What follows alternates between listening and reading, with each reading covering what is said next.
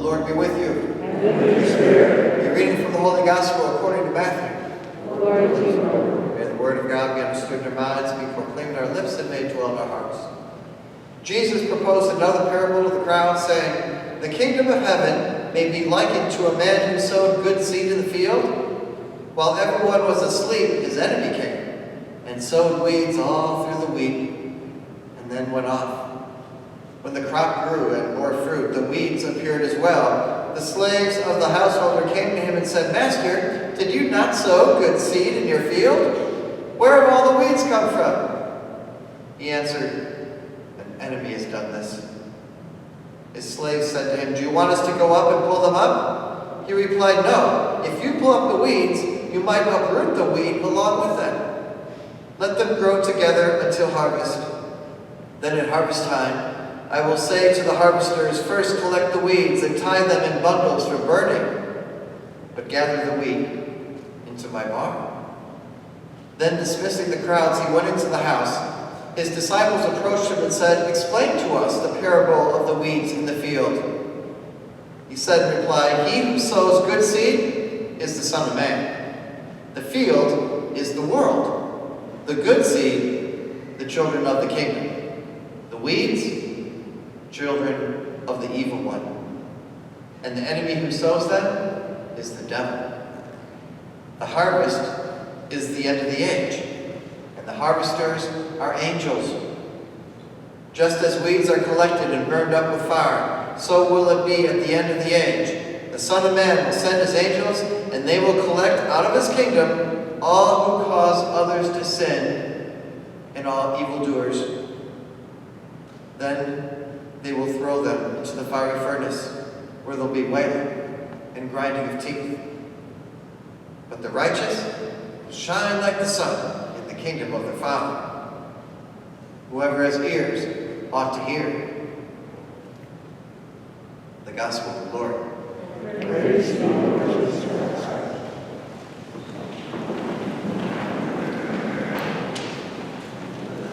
Today's Gospel is a very profound topic. Evil. Why is there evil? Why does God let evil things happen? Why do kids get abused? Why do babies get killed through abortion? Why is there spousal abuse? Why is there cancer? Why do we have to go through this pandemic? Why is there evil? Can't God just snap his fingers and poof, it all go away? And Jesus gives us an answer today. I have to be honest with you, I'm not very happy with the answer. But what does Jesus say with the answer? He said, yes, there is evil, and yes, in time, at the end of the age, things will even out and good is going to win over evil. That's good to know. It's a nice answer. But for me, it's not enough. What are we supposed to do now? Why does evil always seem to be winning? How are we supposed to act? Well, if we go and look at the other two readings, I think it gives us some good advice. Good practical advice on what to do. You know, the first reading from the Book of Wisdom, written about 100 years or so before Jesus was born, this ancient author tells us that God is lenient, God is forgiving, God is patient. And that's something we need to keep remembering. All right? God gives us this great thing that we call life, and as long as our hearts are still beating, we can do what we can to kind of work out those kind of bad, evil things or sinful things that we've done in our lives. Priest included. We've all done stuff we're not proud of. We've all done stuff that have been bad or had a bad effect on other people. And God, as described in the first reading, is lenient, patient, forgiving, gives us this time to work on it, to do our part, to make ourselves more like the men and women God calls us to be. We should not squander this opportunity. We don't know how long our lives are. And it can happen just like that. So we would be wise to follow the book of wisdom, the first reading.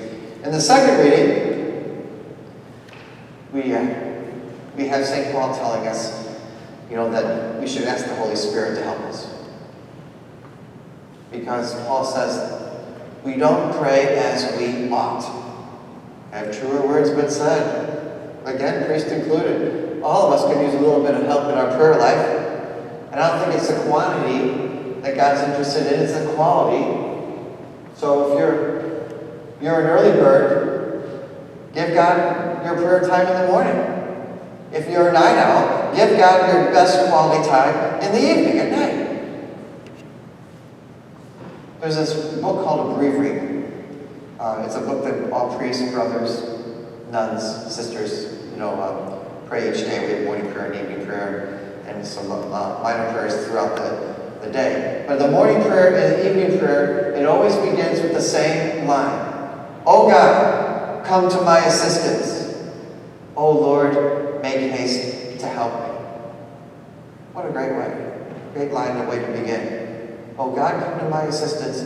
Lord, make haste to help me. So don't dilly-dally, Lord. Make haste right now. Help us. Oh God, come to my assistance.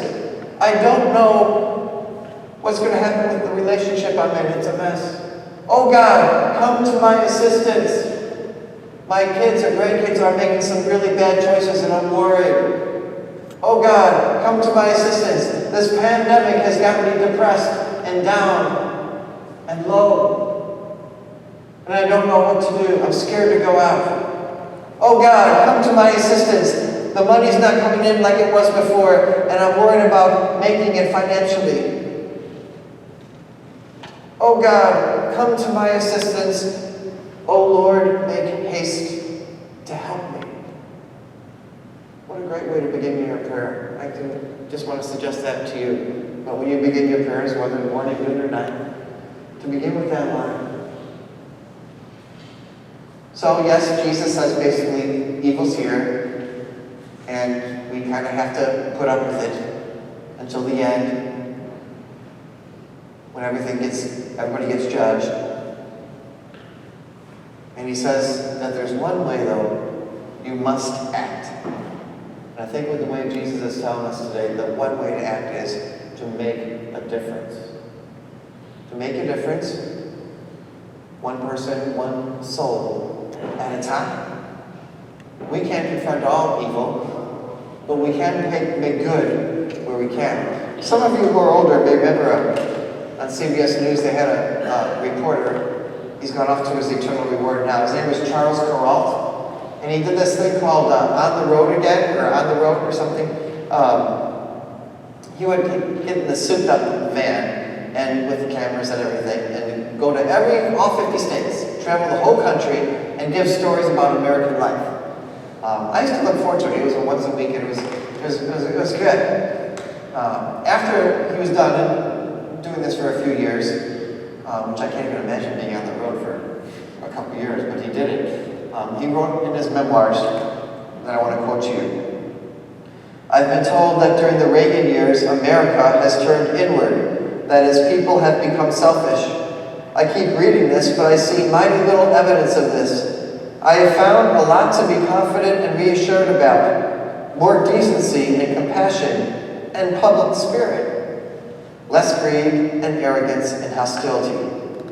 I don't think change in America has much to do with whoever's in the White House or which party controls Congress. Even in a complex technological society, it turns out it is one man or one woman with an idea that touches the national consciousness. A Rachel Carson, or a Ralph Nader, or a Martin Luther King Jr., a woman who says no. She believes she will not move to the back of the bus today, as the law requires, because she's tired from her work, and she's tired of that law. And soon, but not without pain, everything changes. These ideas don't originate from Washington. They spring up from the land, which is the way it was supposed to work in the first place.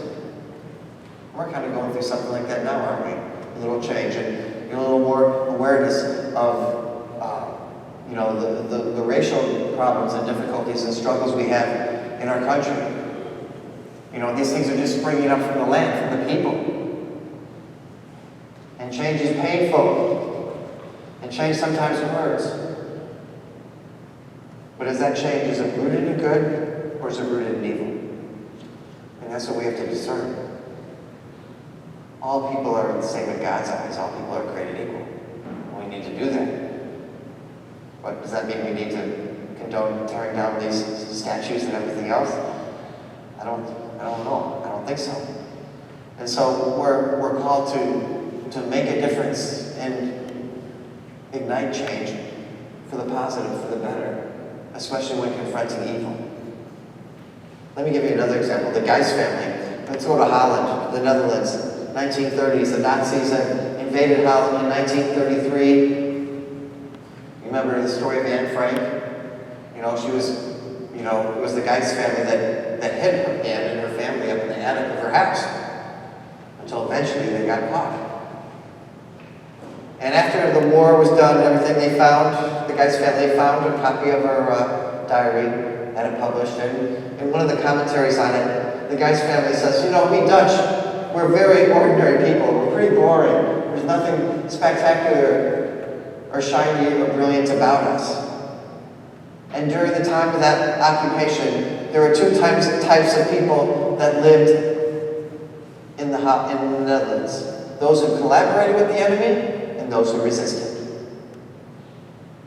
And the Geis family chose to resist. Making a difference, a soul or two at a time. So yes, there is evil. And yes, sometimes evil seems to be winning. But we are called as Christians to make a difference, a soul at a time, and leave the sifting to God. Amen.